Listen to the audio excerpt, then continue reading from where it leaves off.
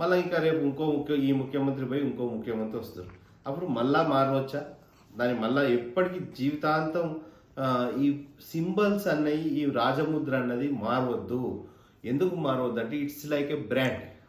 ఒక కంపెనీ, ఒక private limited company, ఒక కంపెనీకి ఒక బ్రాండ్ ఉంటుంది, లోగో అంటారు కదా, ఆ లోగో టైపు మన రాజముద్ర అన్నట్టు.